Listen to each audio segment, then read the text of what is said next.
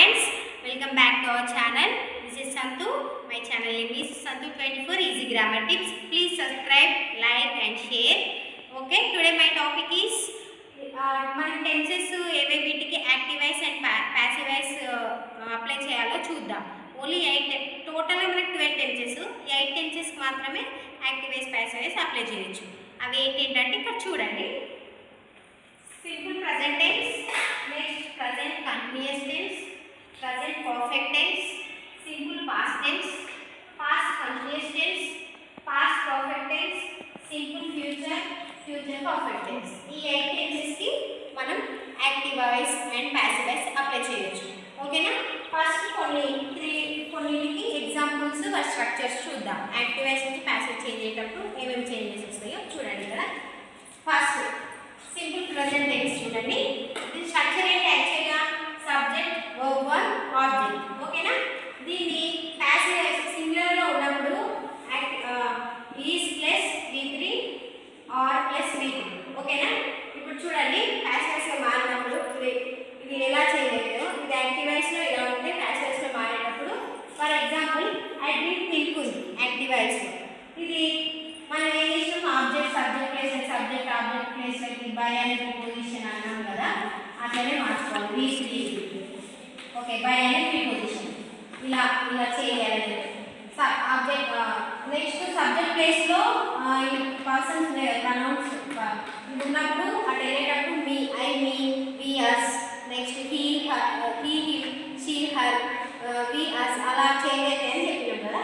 చూడండి ఇక్కడ మీకు ఆబ్జెక్ట్ సబ్జెక్ట్ ప్లేస్లోకి వచ్చింది. Milk is suitable helping verb. ఇది సింగులర్ కాబట్టి ఈజ్ పెట్టేసాం. Okay, milk is drunk V3 by position me, I అనేది ఇక్కడ మీ లాగా చేంజ్ అయింది. ఓకేనా?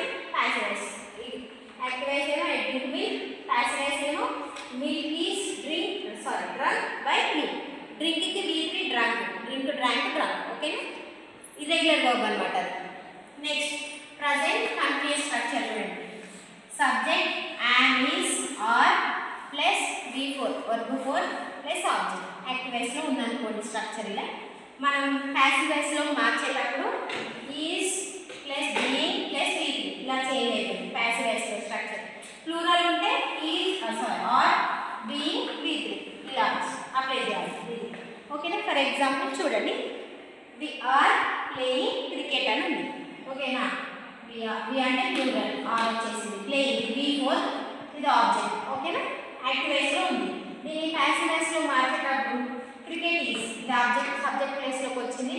ఈజ్ ఎందుకంటే ఇది సింగులర్ కాబట్టి క్రికెట్ ఈజ్ బీయింగ్, ఇక్కడ బీయింగ్ సింగులర్లో ఈజ్ బీయింగ్ V3.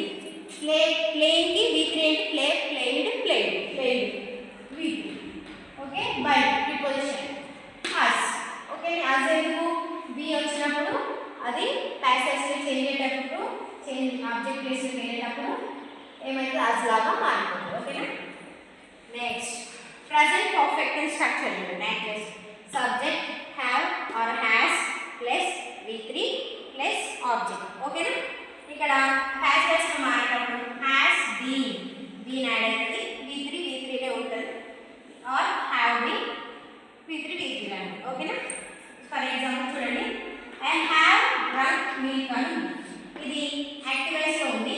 ఇక్కడ ప్యాసివ్ వాయిస్లో మారేటప్పుడు మిల్క్ హ్యాస్ బీన్ సింగల్ కాబట్టి మిల్క్ హ్యాస్ బీన్.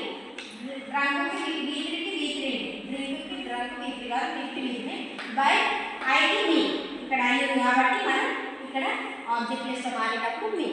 ఓకేనా? I have drunk milk active వాయిస్లో ఉంటే దాని ప్యాసివ్ వాయిస్లో మారేటప్పుడు milk has been drunk by me. ఓకేనా?